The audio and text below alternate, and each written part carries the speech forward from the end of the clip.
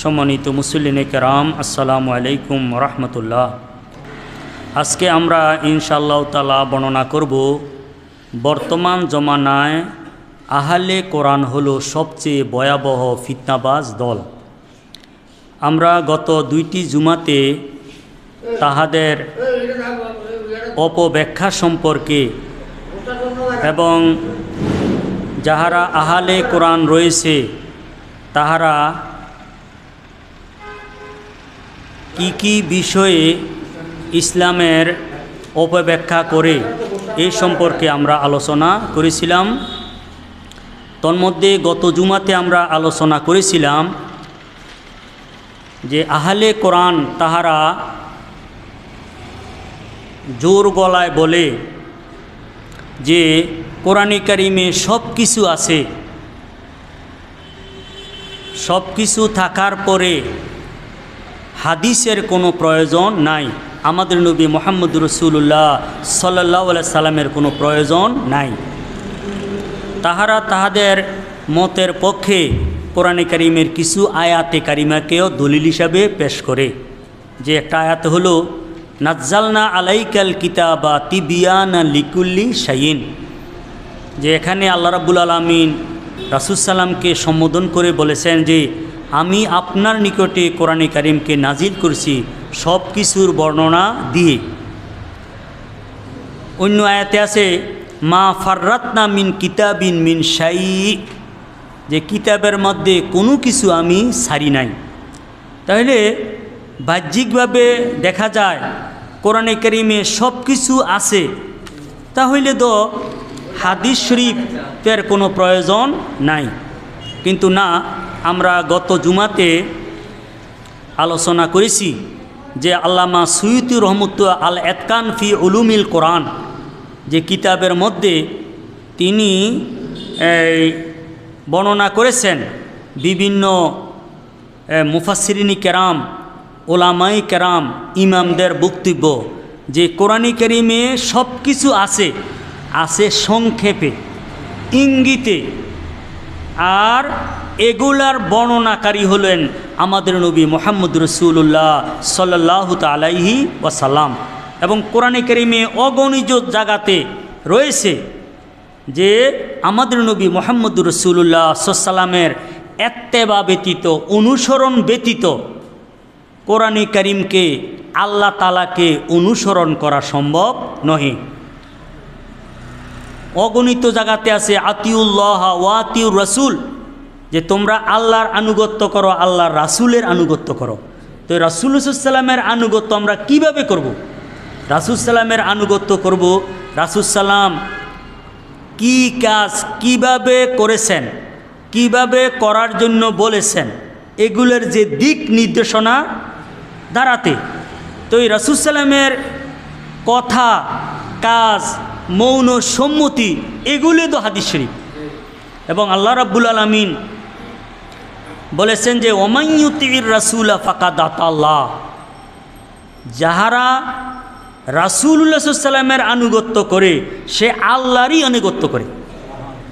এবং আমরা গত জুমাতে বিভিন্ন মনীষীদের বক্তব্য দ্বারাতে আমরা জেনেছি যে রাসূলুল্লাহ সাল্লাল্লাহু আলাইহি ওয়াসাল্লাম যাহা বলেন এগুলা কোরআনের ব্যাখ্যা অনুসারে বলেন, এগুলা কোরআনের বাহিরে নহে।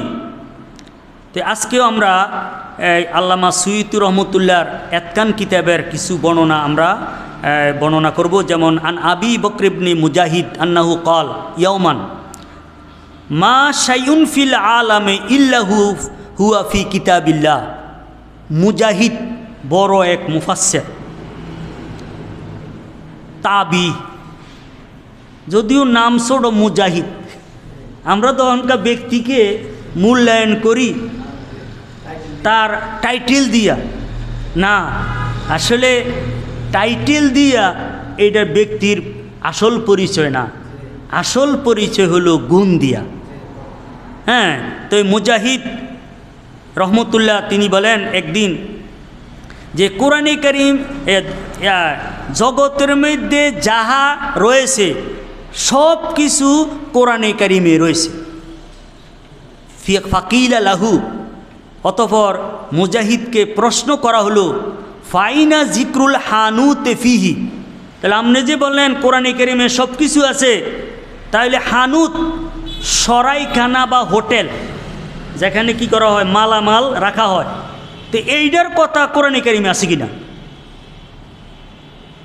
ফাকালা ফি কাউলি তাআলা, তিনি বলেন যে হ্যাঁ, এইটার কথা কোরআনে কারিমের মধ্যে আছে।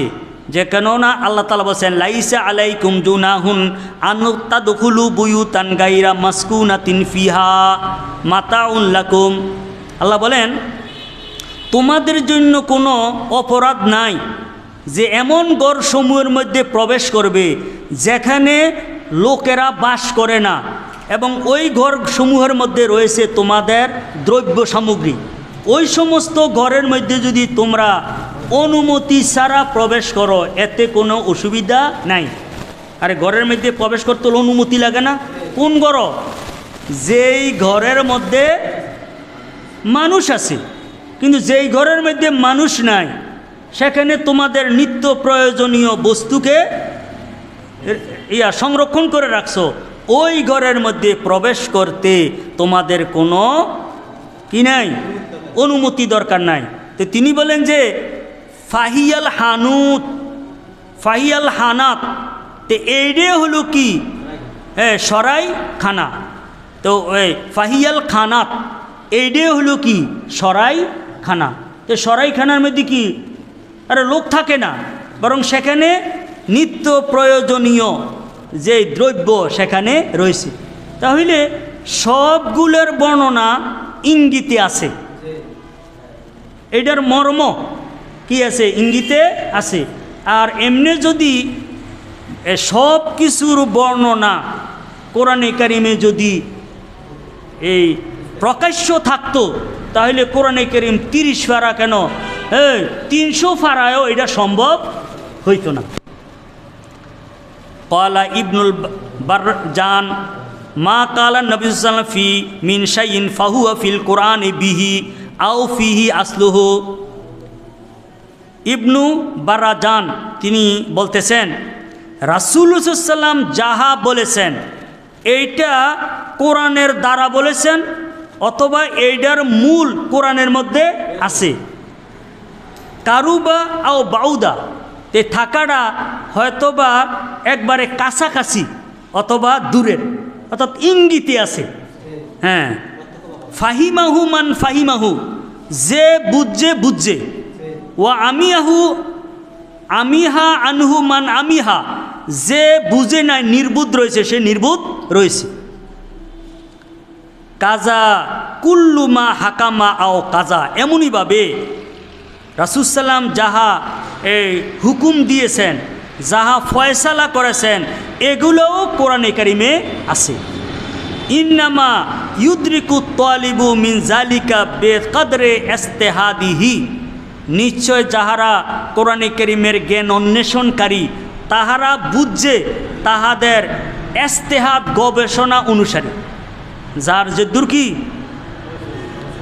আরে যার যেটুকু সমর্থ আছে, সমর্থ অনুসারে তাহাদের ইস্তেহাদ করছে, ইস্তেহাদ কি, গবেষণা করছে, গবেষণা অনুসারে সে জানে। ওয়া বাজলে ওয়াসইহি, এবং তাহাদের এই যে কোরআনে কারিমের মর্ম বুঝারবার জন্য যে যে যেটুকু ত্যাগ করছে, কি করছে, ত্যাগ করছে। ওয়া মেকদারা ফাহমিহি, বুঝার জন্য যে পরিমাণ, এই সবাই কি বুঝে লইব? যার বুঝার জন্য ক্ষমতা নাই সে কি বুঝে লইব? না, বুঝবে না। এবং বুজুনদের মধ্যেও কিনা একরকম নহে। হজরত ইমাম শাফি রহমতুল্লাহ কোরআনে কারিমের এক আয়াত নিয়া এক রাত্র কাটাইয়া দিছেন। তিনি ওই আয়াতে কারিমার দ্বারা 100টা শরীয়তের মাসালা সাব্যস্ত করছেন। তাহলে সব কিছু আছে, যে যেটুকু তা আল্লাহ রাব্বুল আলামিনের সাধ্য তাকে দিয়েছেন, এতটুকু সে কোরআনে কারিম থেকে জ্ঞান অর্জন করতে পেরেছে। ওয়াকালা গায়রুহু মা মিন শাইইন ইল্লা ইউমকিনু ইস্তিখরাজুহু মিনাল কুরআনে লিমান ফাহামাল্লাহু হাত্তা আন্না বাযাহুম। অন্যজনে বলেন যাহা কিছু আছে সব কিছু কোরআনে কারিম থেকে বের করা সম্ভব। লেমান ফাহামাল্লাহু, যাহাকে আল্লাহ রাব্বুল আলামিন বুঝ দান করেছেন। এই বুঝ দান করেন কি? এই জন্য কোরআনে কারিমে অগণিত জায়গা আছে কালিলাম মা ইয়াকিলুন, অল্প সংখ্যক লোকে জ্ঞানবান। জ্ঞান আছে কি? অল্প লোকের। কালিলাম মা ইয়ালামুন, অল্প লোকে আছে যে সঠিক জ্ঞান রাখে। নাকি বেশি মানুষ? যাহারা মুস্তাহিদ মুজাদ্দিদ এগুলা 100 বৎসরের মধ্যে 2-4 জন হয়। কয়জন হয়? কারণ 2-4 জনের দ্বারাতে আল্লাহ রাব্বুল আলামিন 100-1000 বৎসর যেটা আছে এইটার গবেষণা আল্লাহ রাব্বুল আলামিন তাহার মাধ্যমে শেষ করে দেন। আর সবাই তিনির অনুসরণ করে সঠিক পথের দিশা পান। ইমাম আবু হানিফা রহমতুল্লাহ এখন আর দরকার আসেনি? দরকার নাই। আবু হানিফা রহমতুল্লাহ আবু হানিফা একজনের দ্বারাতে আল্লাহ রাব্বুল আলামিন দ্বীনের যেই খেদমত করেছেন, কিয়ামত পর্যন্ত যদি শরীয়তের মাসলা মাসাইলের মধ্যে এক ব্যক্তিকে অনুসরণ করে এর দ্বারাতে নাজাত।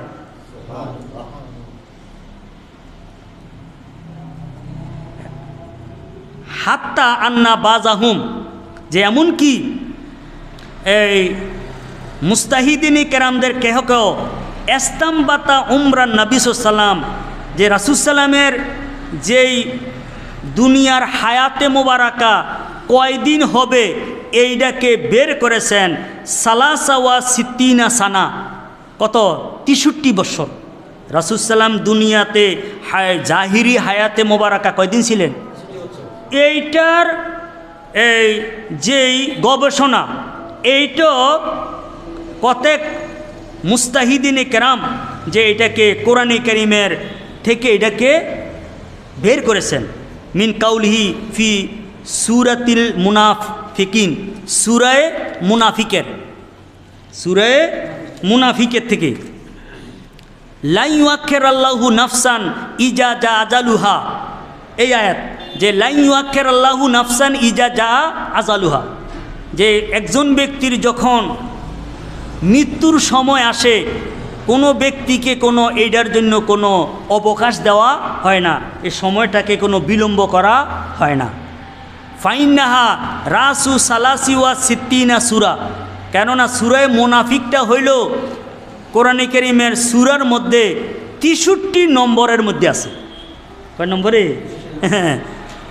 ওয়া আক্কাবাহা বিত্তাগাবুন, সূরায়ে মুনাফিকের পরে আছে সূরায়ে তাগাবুন, যে লিউজিহিরা তাগাবুনা ফি ফাকদিহি, যে তাগাবুনও তো ব্যতিব্যস্ত হয়রানি হয়ে যাওয়া। কয়েছে সূরায়ে মুনাফিকিনের পরে এই আয়াত যেটা, এইটার পরে রয়েছে সূরায়ে তাগাবুন। তো এই রাসূলুল্লাহ সাল্লামকে হারানোর কারণে, হারানুদ্দিন রাসূলুল্লাহ যে জাহিরি হায়াতে মোবারকা শেষ হয়ে গেছে, এইটার কারণে সাহাবায়ে কেরাম কি হয়ে গেছে? শোকাহত হয়ে গেছে, ব্যতিব্যস্ত হয়েছে। এইটার দ্বারাতে এটা কি হয়েছে? সাব্যস্ত করেছে। এবং 14 শতাব্দীর মুজাদ্দিদ আহমদ রেজা খা ফাজলে বেলুবি রাহিমাহুল্লাহ, তিনিও কোরআনে কারীমের আয়াতে কারিমার দ্বারাতে তিনির জন্মসাল তিনি বের করেছেন। উলাইকা কাতাবাল্লাহু ফি কুলুবিহিমুল ঈমানা, ওই সূরা মুজাদালা, এই আয়াতে কারিমার কে গবেষণা করে এই আহমদ রেজা খা ফাজলে বেলুবি রাহিমাহুল্লাহ তিনির জন্মসাল এখানে খোঁজ করেছেন। তাহলে যে যেটুকু জ্ঞান আছে জ্ঞান অনুসারে কোরআনে কারীম থেকে গবেষণা করে ওইটাকে বের করতে পারে। এবং আরেকজন আহলে সুন্নাত ওয়াল জামাতের মান্যবর ব্যক্তি নজিমুদ্দিন কুবরা, যিনি 618 হিজরিতে এন্তেকাল, যিনি ফখরুদ্দিন রাজি রহমতুল্লাহর ওস্তাদ। কেউ ফখরুদ্দিন রাজি, যিনি তাফসিরে কবির লেখছেন, তাহলে তিনির ওস্তাদরা কইরুম হইব।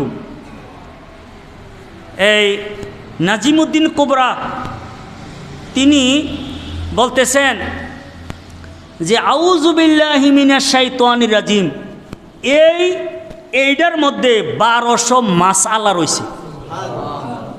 আমরা তো দিই এক লাইন, আর তিনি দেন 1200 মাসআলা। তো এই তফসিরটা, এটা হলো তফসিরে সুফি। তফসিরে কি? সুফিয়ায়ে কেরাম। কোরআনে কারীম মনে হয় শুধু শরীয়তের মাসলা মাসাইল এটি লেগেছে, তরিকতের লেগে আসে না, সব কিছুর লেগেছে। একজন ব্যবসায়ীর জন্য আসে কোরআনে কারীম, একজন দিন মজুরের জন্য আসছে। যে যেখান থেকে যেইভাবে কোরআনে কারীমকে গবেষণা করো ওইটা সে পাবে। এই জন্য আশ্চর্য হয়ে গেলাম, এই একটু পড়ার সুযোগ হয়েছিল যে তিনি তাফসিরের নাম বলে আত-তাবিলাতুন নাজমিয়া। তিনি তাফসিরের কিতাবের নাম বিসমিল্লার মধ্যে বায়ের নিচে কেন জের দেওয়া হয়েছে, এইটা নিয়ে তিনি 20টা সুফিয়ায়ে কেরামের এই ইয়াতে বৈশিষ্ট্য নিয়ে এই বিসমিল্লার বায়ের মধ্যে তিনি গবেষণা করছেন। কয়েক পৃষ্ঠা কয় যে বা এটা থায়ে কেমনে, আরে আলিফ আর আলিফ দিয়ে কেন ইয়ার অক্ষরের মধ্যে প্রথম কোন আলিফ, আলিফ না, এরপরে না বা, আলিফ না দিয়া বা দিয়া কেন আল্লাহ রাব্বুল আলামিন কোরআনে কারীম শুরু করলেন? বিসমিল্লাহ দিয়ে শুরু না? কারণ হইল এটা হুইত্যা থাকে, এটার মধ্যে তাওয়াজু আছে, বিনয়। আর আলিফের মধ্যে কি, আরে দাঁড়াইয়া রয়েছে, এটার মধ্যে তাকাব্বুরি, এটার মধ্যে কি। যাও অন্য সময় এক সময় এই সম্পর্কে কথা বলি ইনশাল্লাহ, যাও একটু দরকার নাই। তাহলে এই জন্য এই নাজিমুদ্দিন কোবরা রাহিমাহুল্লাহ তিনিও কোরআনে কারীমের মধ্যে যে এই সংক্ষেপে রয়েছে, এইটার মধ্যে বিস্তারিত সব কিছুর বর্ণনা রয়েছে। কেমনে?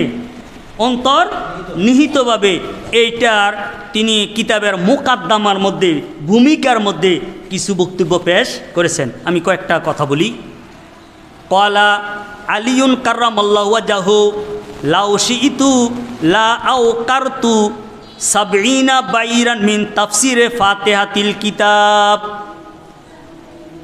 আলী কাররামাল্লাহু ওয়াজহু তিনি বলেছেন, যদি আমি চাই যে সূরা ফাতিহার তাফসীরের দ্বারাতে 70 উটের বোঝাকে আমি পরিপূর্ণ করি, 70টা উট কি হইব, এটা বোঝা হিসেবে পরিপূর্ণ হবে, এর ওইটা যদি আমি চাই তাইলে সূরা ফাতিহার তাফসীর দিয়ে এইটা আমার জন্য সম্ভব। সুবহানাল্লাহ।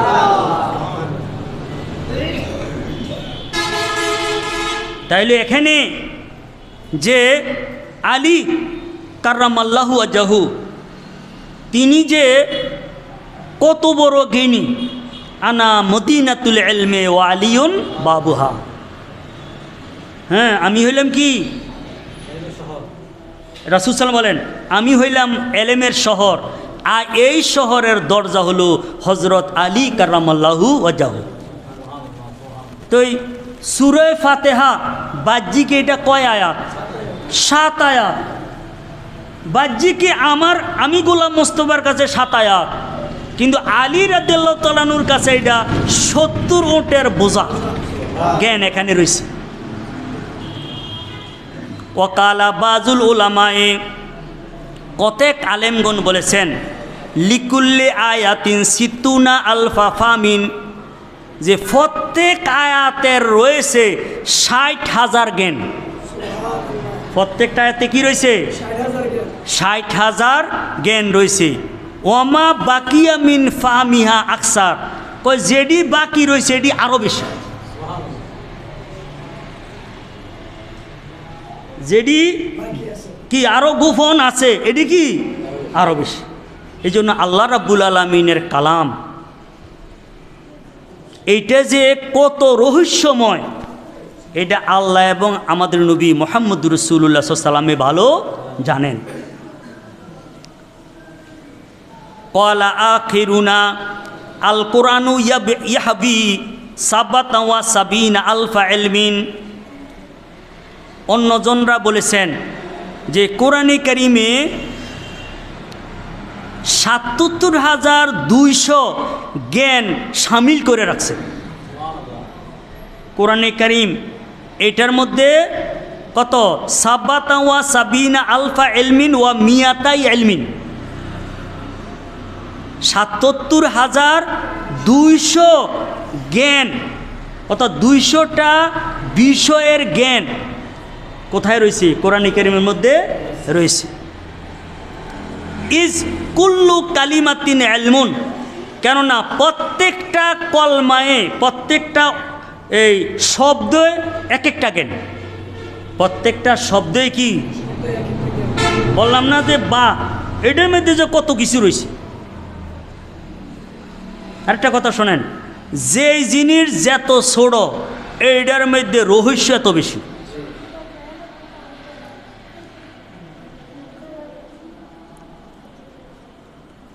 সুম্মা ইউতাদাআফু যালিকা আরবাতা আদাফ, কয় প্রত্যেক কলমাকে গুণ দেওয়া হবে 12 প্রকারের জ্ঞানের দ্বারা। কত না বলেছি? প্রত্যেক কলমাকে 4 প্রকারের গুণ এলেম দ্বারাতে গুণ দেওয়া হবে। ইস কারণ লিকুল্লে কালিমাতিন যাহিরুন ওয়া বাতিনুন, কারণ প্রত্যেক কালেমার মধ্যে রয়েছে প্রকাশ্য আর একটা হলো গোপন। প্রকাশ্য অর্থ আছে, আবার কি আছে? গোপন জ্ঞানও আছে। ওয়া হাদ্দুন ওয়া মুত্তালাউন, এটি কিন্তু হাদিস শরীফের দ্বারাতে প্রমাণিত। এটার মধ্যে হদ রয়েছে, এটার একটা কি আছে? সীমা রয়েছে এবং অবগতের স্থান রয়েছে। তো তাহলে প্রত্যেকটা কলেমাকেই কত দ্বারাতে গুণ? 4 দ্বারাতে গুণ। এইভাবে যদি কোরআনে কারিমের যতটা কালিমা আছে প্রত্যেকটা কালিমাকে যদি এইভাবে গুণ দেওয়া হয় তাহলে কত হাজার হাজার কি হয়ে যায়? জ্ঞান হয়ে যায়।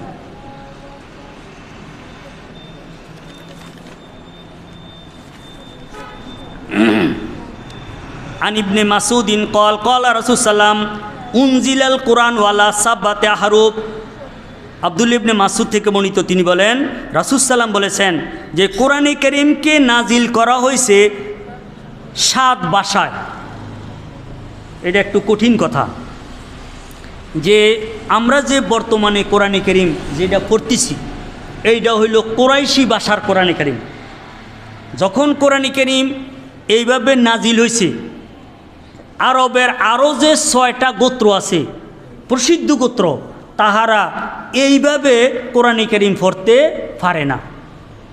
এই জন্য রাসূল সাল্লামের আবেদনের কারণে আল্লাহ রাব্বুল আলামিন এই কুরাইশি ভাষা সহ আরও 6টা ভাষা, মোট 60টা গোত্রীয় ভাষায় কোরআনে কারীমকে তেলাওয়াত করার আল্লাহ তাআলা অনুমতি দিয়েছেন। বলে এটা কীরূপ? ব্রাহ্মণবাড়িয়াতে হ উচ্চারণ করতে পারে না, হাফান এই ইয়া খ খ উচ্চারণ করতে পারে না। খরে কি কয়? হ কয়,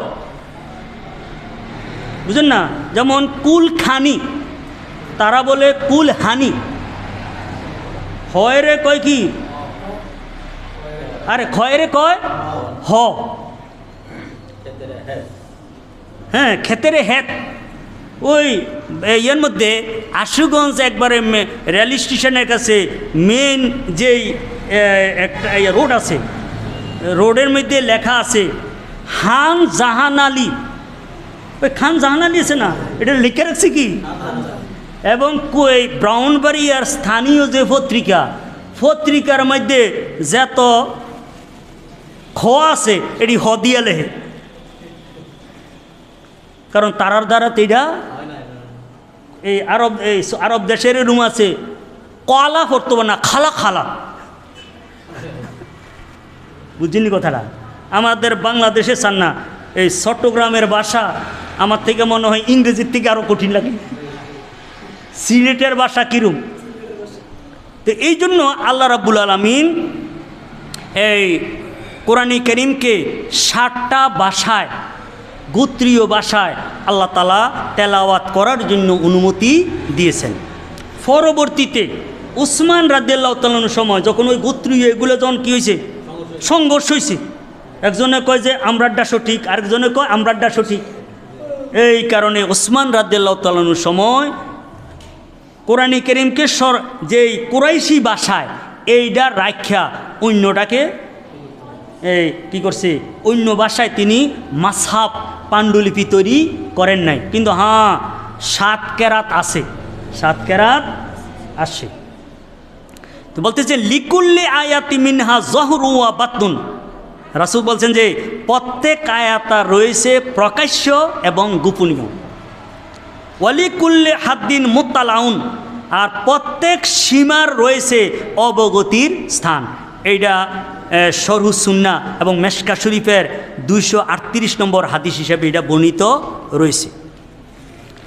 এখন যাহারা আহলে কোরআন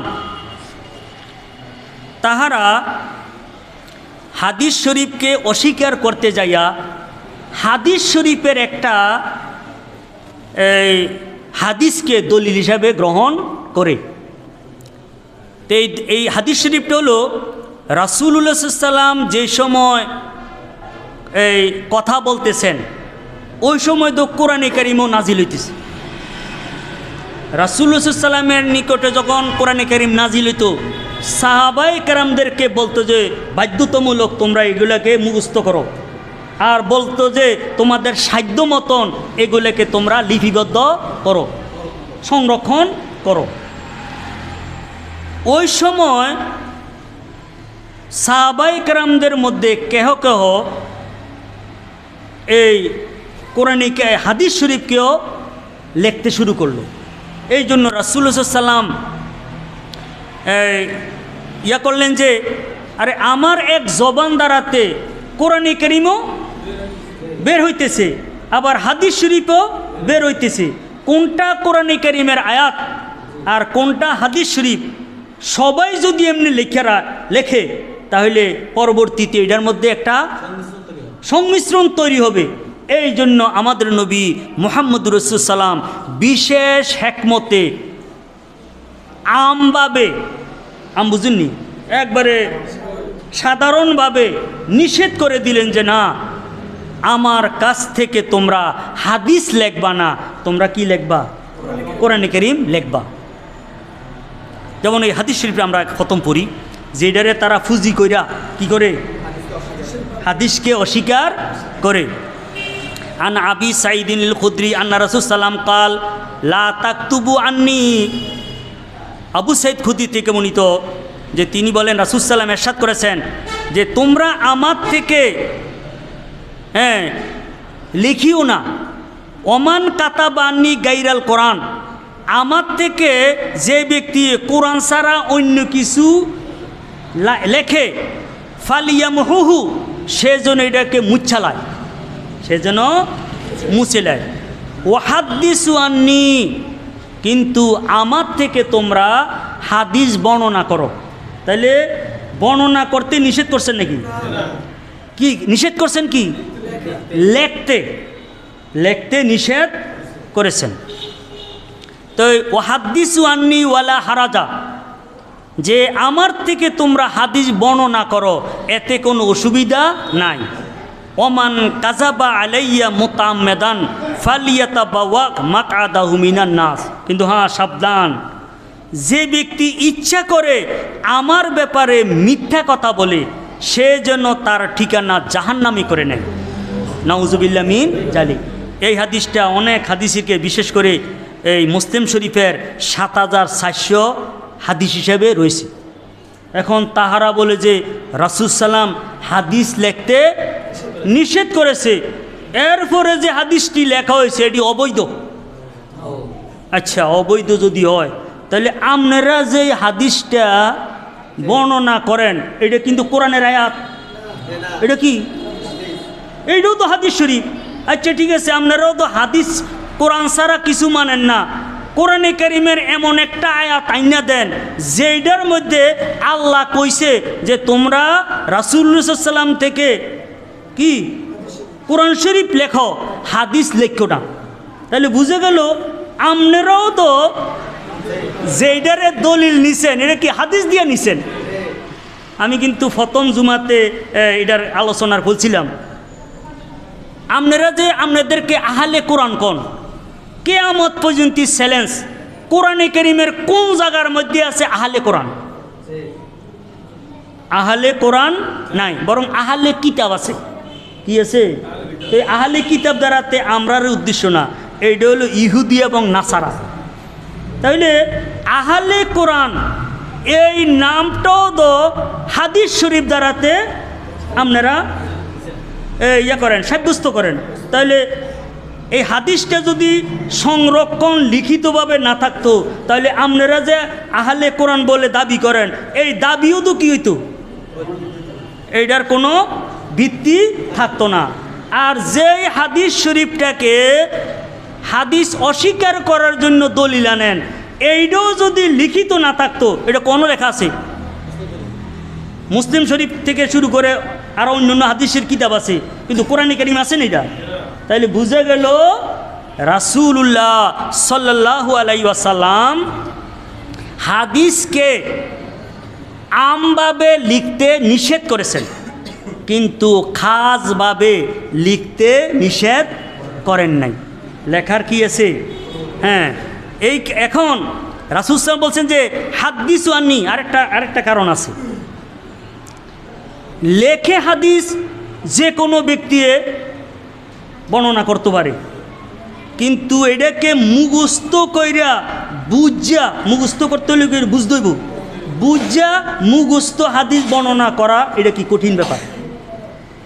এই জন্য রাসূলুল্লাহ সাল্লাল্লাহু আলাইহি ওয়াসাল্লাম হাদিসকে লেখার উপরে নির্ভর না করিয়া এইটার জ্ঞানটাকে বুঝে এইটার জন্য তাহারা কি করে, এটাকে যেন মুখস্থ করে, কণ্ঠস্থ করে। এই জন্য হযরত আবু হুরায়রা রাদিয়াল্লাহু তাআলা থেকে অগণিত সাহাবায়ে কেরাম কোরআনে কারীমকে যেইভাবে তাহারা হেফজ করেছেন, এমনইভাবে হাদিস শরীফকেও তাহারা হেফজ করেছেন। আমরা পরবর্তীতে আবু হুরায়রা রাদিয়াল্লাহু ব্যাপারে এই ব্যাপারে কথা বলবো আমরা। এখন হাদিস যদি লেখা না থাকতো, ওই লা তাকতুবু আন্নি গাইরাল কোরআন, কোরআন ছাড়া আমার কাছ থেকে তোমরা কিছু লেখো না, এইটারও অস্তিত্ব থাকতো না এতদিন। তাহলে এইটাও কই আছে? লেখা আছে। তাইলে রাসূল সাল্লাম যেই লেখতে নিষেধ করেছেন, যেই হাদিসটার মধ্যে কইছে যে লেখতে নিষেধ করছেন, এইটাও তো লেখা হয়েছে। আরে কথা বুঝেননি? যেইটারে দিয়ে বুধ ধরাইবেন, আরে যেই কিনা সরিষা দিয়ে বুধ ধরাইবেন, সরিষার মধ্যে তো ভূত আছে। তাইলে হাদিস শরীফ লেখা আছে, এইটি রাসূল সাল্লামের নিষেধের পরে লেখছে, এইটা অবৈধ হইছে। এটি যদি অবৈধ হয়, তাহলে যেই হাদিসটা আপনারা বর্ণনা করেন এইটাও তো অবৈধ। নাউজুবিল্লাহ মিন জালিক। না, এটা হলো বিশেষ কি, বিশেষ পরিস্থিতিতে আমাদের নবী মুহাম্মদুর রাসূলুল্লাহ সাল্লাল্লাহু আলাইহি সাল্লাম এইটা করেছেন। ইসলামের অনেক বিষয় আছে রাসূল সাল্লাম নিষেধ করছেন, কইরো না, এরপরে আবার অনুমতি দিছেন। রাসূল সাল্লাম বলছেন যে এই কবর জিয়ারত কইরো না, কবর জিয়ারত না করার অনেক হাদিস আছে। এরপরে আবার বলছেন যে এই এখন তোমরা কবর জিয়ারত করো, কারণ কবর জিয়ারতরা বাহ্যিকভাবে মূর্তিকে সম্মুখে রাখে যেরম কিছু পরে, কি কবর জিয়ারতরা এরম না? আরে বাহ্যিকে তো কি এরম। ওই সময় মূর্তি পূজার প্রতি মানুষের কি ঝোঁক ছিল। আর এইটা কেন, ইসলামের প্রথম যুগে জানাজাও আসিল না। আমাদের মা খাদিজা রাদিয়াল্লাহু তাআলা আনহার জানাজা হয় নাই, কারণ ওই সময় জানাজার বিধান ছিল না। জানাজাটাও তো বাহ্যিক কি একটা লাস্টে একটা মানুষের সম্মুখে রেখা কিছু পাঠ করা হয়, এইটাও সাদৃশ্য কারো ওই জায়গায় মূর্তি পূজার ওই জায়গায়। কিন্তু যখন মুসলমানদের অন্তর থেকে, মানুষের অন্তর থেকে মূর্তি পূজার যেই ধারণা, এটা যে শিরক কুফরি, এইটা যখন বদ্ধমূল হইছে, ওইটার থেকে যখন বিরত হইছে, এই রাসূল সাল্লাম বলছেন যে কি করো, কবর জিয়ারত করো। রাসূল সাল্লাম যখন মদিনায় মুনাব্বারায় গেলেন, দেখলেন যে একই পাত্রের মধ্যে কুকুরও খায়, মানুষও খায়, ডোন্ট মাইন্ড। একই লেফের তলে একই ঘরের মধ্যে কুকুরও বাস করে, মানুষও বাস করে। রাসূল সাল্লাম এত কঠোর হয়েছেন, কয় কুকুর যেখানে পাও সেখানে মারো। বলছে যে যে ব্যক্তি কুকুর লালন পালন করে প্রতিদিন 1 কিরাত পরিমাণ তার সওয়াব কমে যাবে। আমল যেটি করে 1 কিরাত উহুদ পাহাড় পরিমাণ আমল কি হইব, বরবাদ হয়ে যাবে। এরপরে এই কুকুর প্রিয়, কুকুরের এই যে এটার যেই ভক্ত, কুকুরের যে সাথে যে মানুষের এই যে গভীর মোহাব্বত, এইটা যখন দূর হয়েছে, এরপরে রাসূল সাল্লাম বলছে যা ঠিক আছে, এখন কিন্তু তোমরা বাড়ি পাহারা দেওয়ার জন্য, কৃষি জমিন পাহারা দেওয়ার জন্য, পশুকে পাহারার জন্য কি করো, কুকুর পালক। শিকারের জন্য কুকুর, আর কোরআনে কারীম পর্যন্ত এই কুকুরের শিকার হালাল এইটার ব্যাপারে রয়েছে। ও জবাই করণ লাগতো না, বিসমিল্লাহ বলে যদি কুকুরকে শিকারের জন্য ফাড়ায়, কুকুরে যদি এটার কি করে মালিকের জন্য যদি অক্ষতভাবে নিয়ে আসে, এটা খাওয়া যায়। তাইলে প্রথম কি খুব কঠোর, এটা কি বিশেষ পরিস্থিতিতে। মদিনায় মুনাব্বারায় এবং ইসলামের প্রথম যুগে মক্কায় মুকাররমায় মদ ছাড়া কোনো অনুষ্ঠান হয় না। যেমন আমাদের থেকে আগে, আজকে আর এখন তো কমে গেছি গিয়া, যেই খানা জাফতের মধ্যে ফান না থাকে, এটা কিন্তু খানা জাফতে তো না, ফান থাও লাগে না। এখন হইল কি, আরে কোকা কোলা বা বিভিন্ন পানীয়, এটি যদি বোতলজাত না থাকে, যত কিছু খাবায়, এটা অসম্পূর্ণ না। রাসূলুল্লাহ সাল্লাল্লাহু আলাইহি ওয়াসাল্লাম মদের ব্যাপারে এত কঠোর হয়েছেন, যেই পাত্রের মধ্যে মদ তৈরি করা হয়, ওই পাত্রের মধ্যে ফানি ফান করা পর্যন্ত নিষেধ। ওই পাত্রের মধ্যে ফানি ফান করো কি রে, কারণ এই পাত্র দেখলে মদের কথা মনে উঠব। যখন মদের নেশা, মদের যখন এইটার হারাম হয়েছে, এটার প্রতি যখন মুসলমানদের ঘৃণা জন্মাইছে, এরপরে রাসূল বলছে যে হ্যাঁ, এখন কি করতে পারো, এই পাত্রগুলোকে ব্যবহার করতে পারো। তাহলে বিশেষ পরিস্থিতিকে নিষেধ, পরিস্থিতি যখন উঠে গেছে, এখন এটার জন্য কি জায়েজ হয়েছে।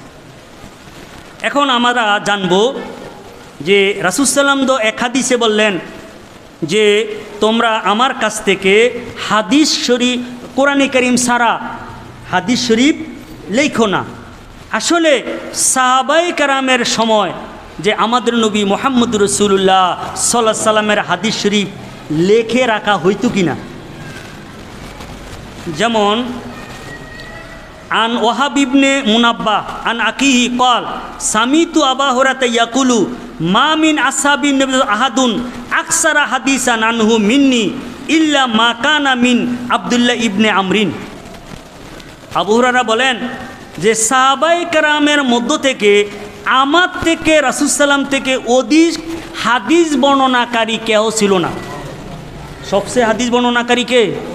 আবু হুরায়রা। কিন্তু হ্যাঁ, আব্দুল্লাহ ইবনে আমর তিনিও অধিক হাদিস বর্ণনা করতেন। কেন? ফাইন্নাহু ইয়াকতুবু, কেননা তিনি হাদিস লিখে রাখতেন। তিনি কি করতেন? তো আব্দুল্লাহ ইবনে আমর তিনি কি সাহাবী না? তাইলে আবু হুরায়রা রাদিয়াল্লাহু তাআলা আনহু হাদিস না লেখেও তিনি অধিক হাদিস বর্ণনা করেছেন। এইটার কারণ কি, এটা আমরা আগামী জুমাতে বলবো। এখন কত হলো যে আব্দুল্লাহ ইবনে আমর তিনিও অধিক হাদিস বর্ণনা করতেন। কি কারণে?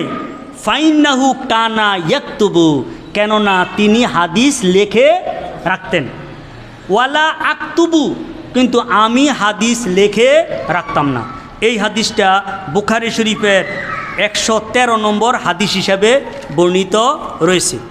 তাহলে এই হাদিস শরীফের আলোকে দিবালোকের ন্যায় প্রমাণিত হলো যে আমাদের নবী মুহাম্মদুর রাসূলুল্লাহ সাল্লামের হায়াতে মোবারকায় সাহাবায়ে কেরামরাও হাদিস লিপিবদ্ধ করে রাখতেন, কিন্তু হ্যাঁ আমভাবে নহে।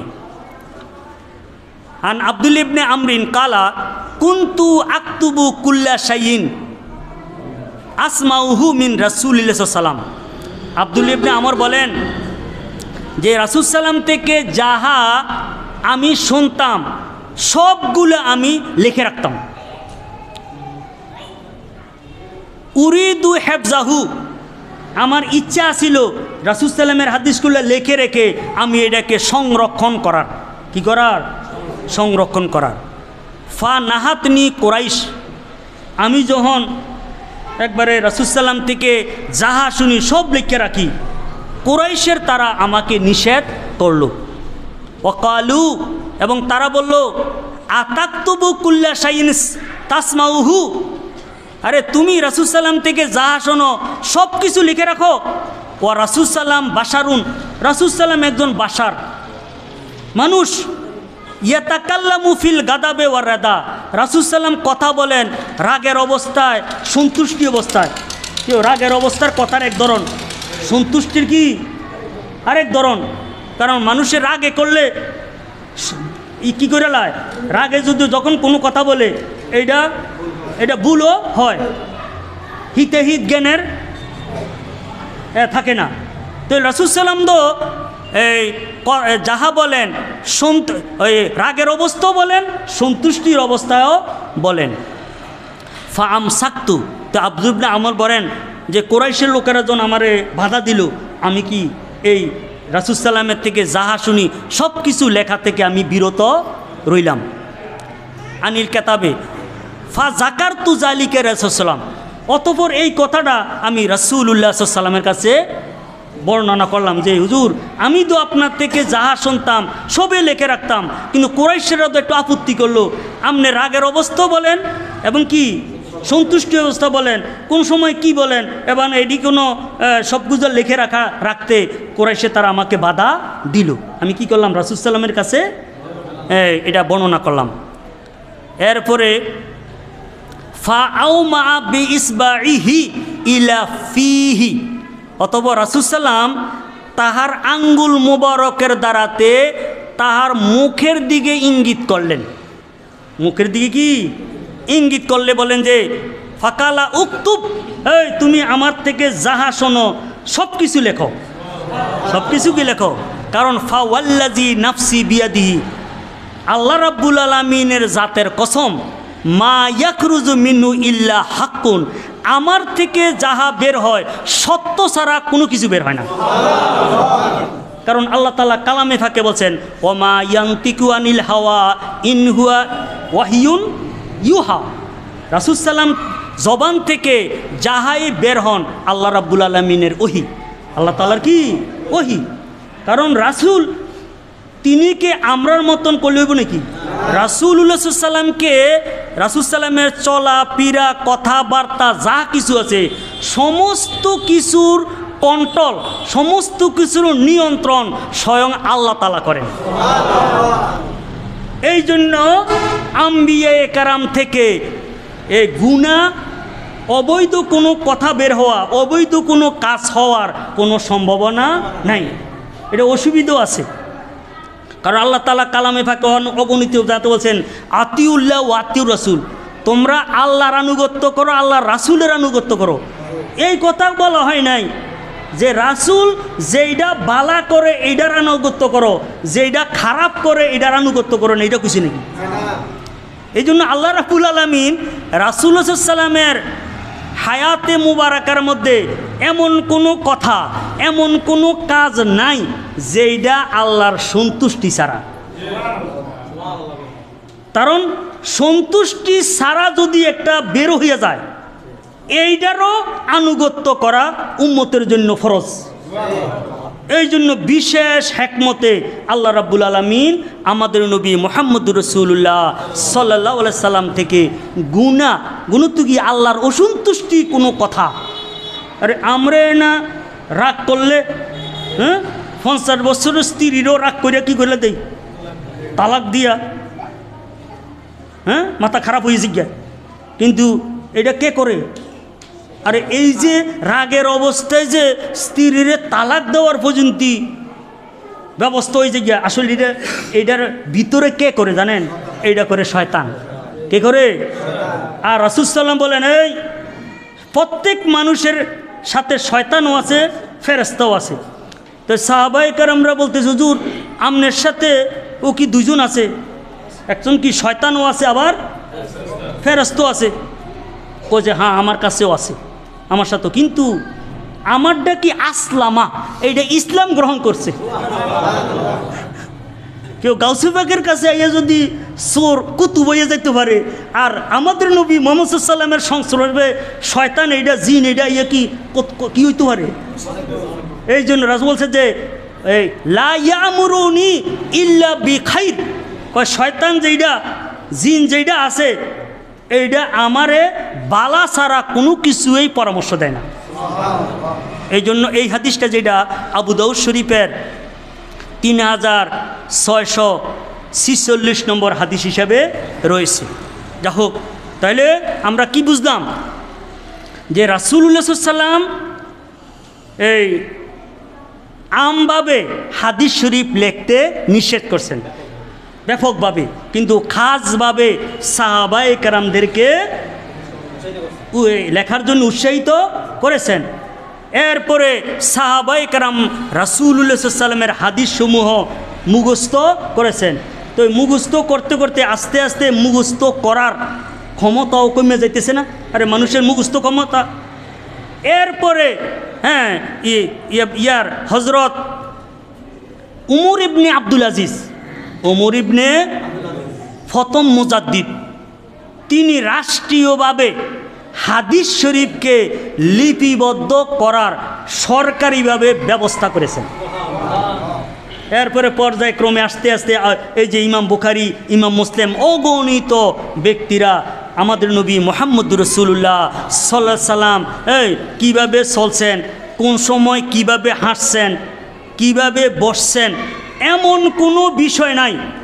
এইটাও রাসূল সাল্লামের বড় মজেজা,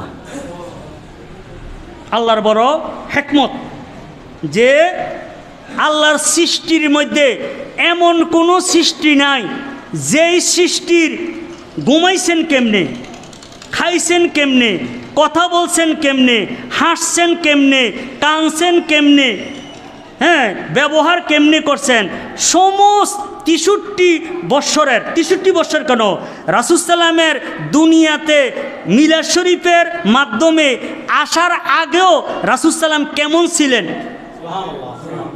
সমস্ত কিছুর যেই, এবং এইটা না শুধু, হাসরের ময়দানে রাসূল সাল্লাম কেমন অবস্থা হবে, রাসূল সাল্লামের শান কেমন হবে, বিস্তারিত বর্ণনা এক ব্যক্তির সমস্ত কিছুর আমাদের নবী মুহাম্মদুর রাসূল সাল্লাম ছাড়া ওই পৃথিবীর মধ্যে অন্য আর কাউকে পাওয়া যাবে না।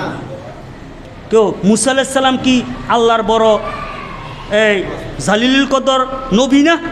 কিন্তু তিনির কথাগুলো আসেনি, নাই। কারণ তাহারা এত ইয়ার দুর্ভাগা, বরং নবীর কথা তো অক্ষতভাবে রাখা দূরের কথা, বরং তাহাদের উপরে যেই কিতাব নাজিল হয়েছে এইটার মধ্যে নিজেদের সুবিধায় যোগ করছে, বিয়োগ করছে। নাউজুবিল্লাহ মিন জালিক।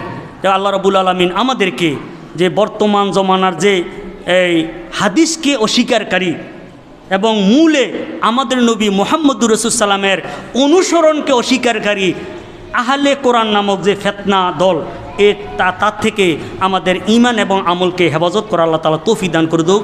আমালে বালাগ।